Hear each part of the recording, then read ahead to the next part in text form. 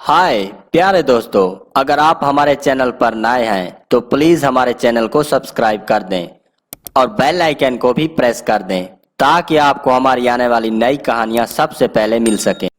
नागिन के भूतिया बच्चे। ये कहानी शुरू होती है एक खूबसूरत नागिन से जिसका नाम था काया। नागिन जंगल में अपनी बेटी और बेटे के साथ रहती थी। दोनों बच्चों के नाम थे गंगा और रुद्रा। एक दिन नागिन जंगल में घूमते घूमते बहुत दूर चली जाती है। तभी उसकी नजर एक भूतिया चुड़ैल के ऊपर पड़ती है। काया चुड़ैल को अनदेखा करके आगे चली जाती है। तभी वो चुड़ैल नागिन के आगे आ जाती है। नागिन फिर से चुड़ैल को अनदेखा करके रास्ता तब्दील कर लेती है। चुड़ैल बहुत ही जिद्दी होती है। वो नागिन के आगे फिर से आ खड़ी होती है। क्यों मेरा रास्ता रोक रही हो? मुझे जाने दो, नहीं तो मैं तुम्हें बंदी बना लूंगी। तुम मुझे क्या बंदी बनाओगी? मैं तुम्हें मार डालूंगी। नागिन और चुड़ैल के बीच भयंकर लड़ाई हो जाती है। कुछ देर लड़ाई होने के बाद चुड़ैल कमजोर होने लगती है। फिर चुड़ैल वहां से भाग जाती है। नागिन काया अपने घर चली जाती है। कुछ दिनों के बाद वही चुड़ैल नागिन काया से बदला लेने के लिए वापस उसका पीछा करती है। पीछा करते करते उसकी नजर दोनों बच्चों के ऊपर पड़ती है। लगता है ये दोनों बच्चे नागिन के हैं। अगर मैं इन दोनों बच्चों में से किसी एक के शरीर में घुस जाऊं तो मेरी शक्ति 2 गुना बढ़ जाएगी। फिर नागिन मुझसे नहीं जीत पाएगी।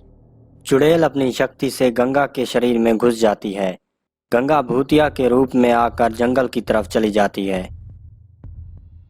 कुछ देर गुजरने के बाद नागिन बोलती है, अरे रुद्रा, तुमने गंगा को देखा है क्या? हाँ, मैंने गंगा को जंगल की तरफ जाते हुए देखा है। ठीक है, तुम जाओ गंगा को बुला के ले आओ। रुद्रा गंगा को ढूंढने के लिए जंगल की तरफ चला जाता है। तभी रुद्रा उसे ढूंढते ढूंढते जंगल में देख लेता है।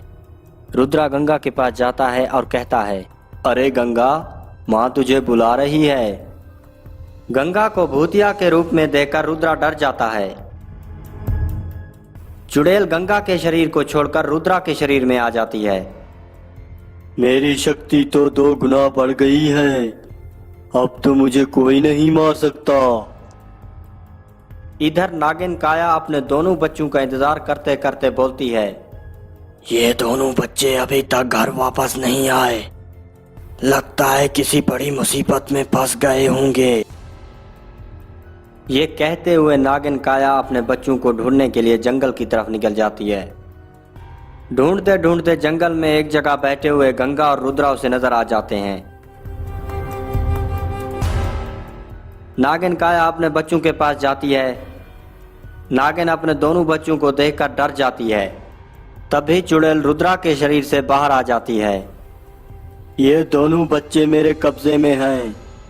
तू मेरा कुछ नहीं बिगाड़ सकती।